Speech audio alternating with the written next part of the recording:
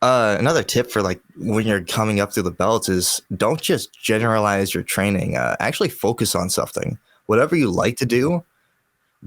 So in my roles, I have this goalpost in my head. So say I start an open guard. I'm not just thinking I'm playing open guard. I'm thinking I need to get to De La Riva. I need to get to closed guard, whichever I'm focusing on the time.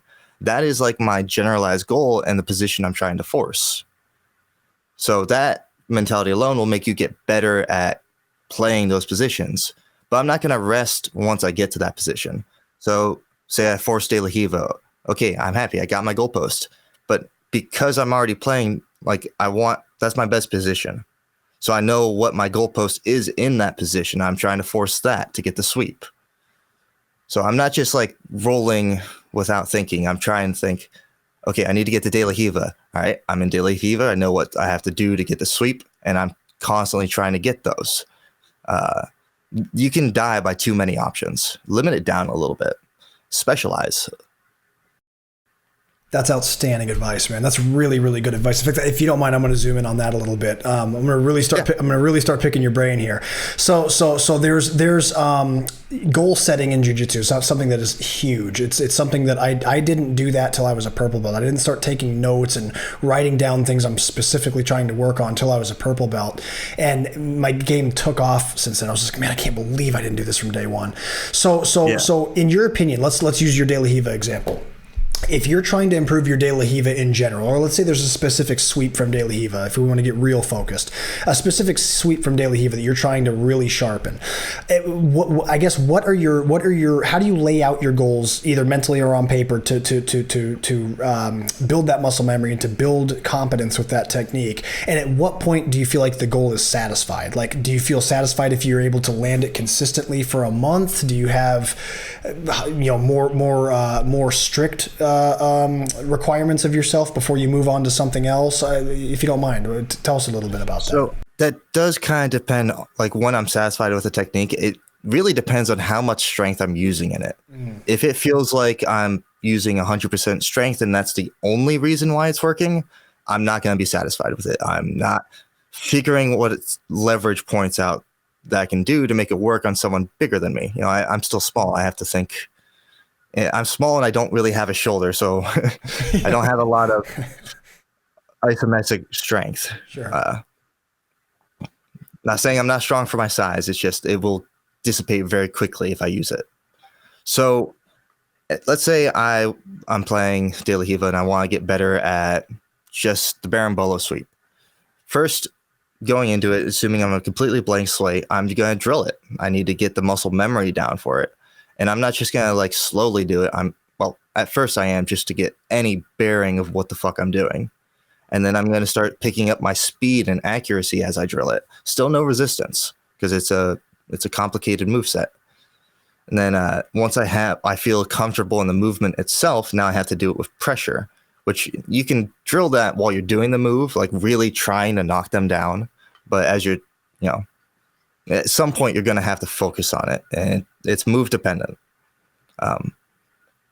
So I'm going from there, and okay, now I have to earn my grips. I have to work on the entry at some point, but I kind of think I need to focus more on actually hitting the move once I get there.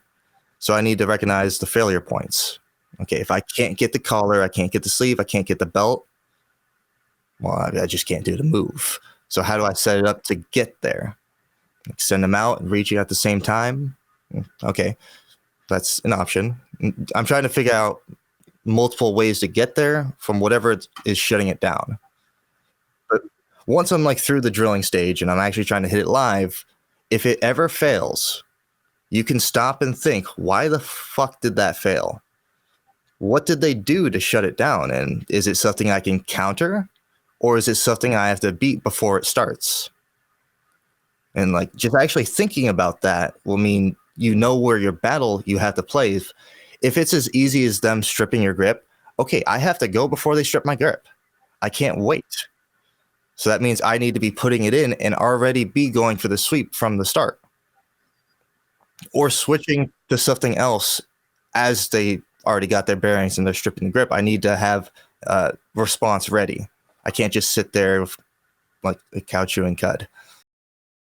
That's perfect. That's awesome, man. So yeah. So it sounds like you really do dive into like you map out a pretty deep mental map. It seems like you're also very conscious of the particular triggers and the precursors to something failing, which is hugely important. Like something as small as realizing that you're releasing a grip too soon, or that you're not transferring a grip to the other hand in time, or I mean, obviously in jiu-jitsu there's 1,000 examples of things like that.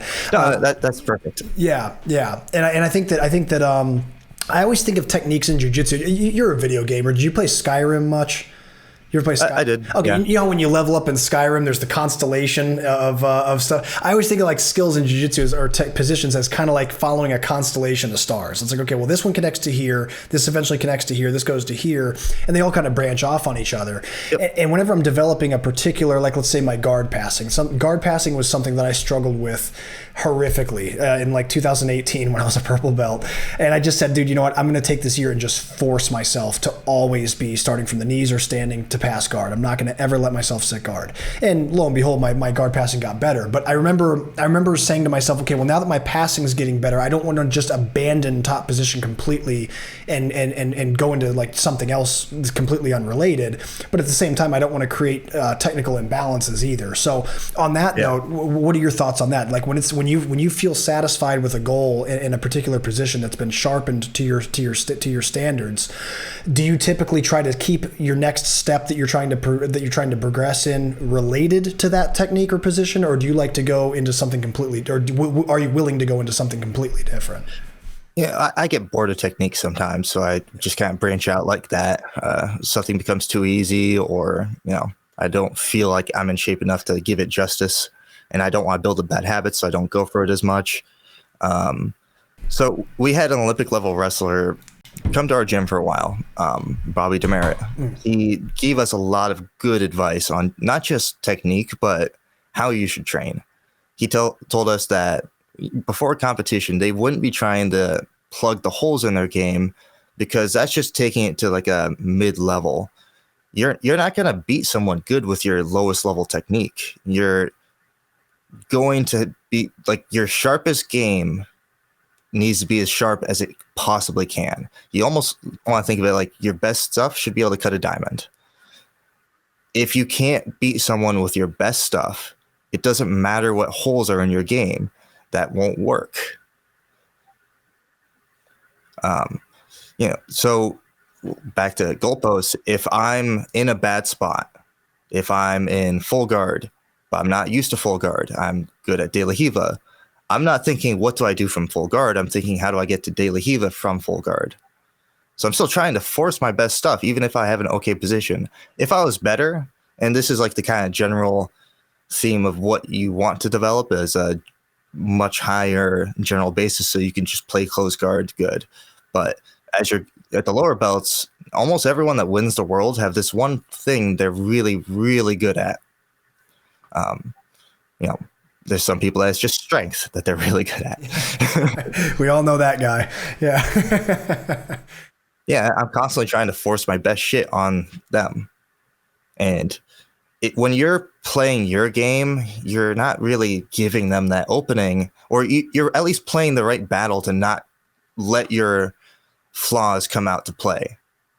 Like, it doesn't matter if you don't know how to get free from side control if you just swept the dude and came up.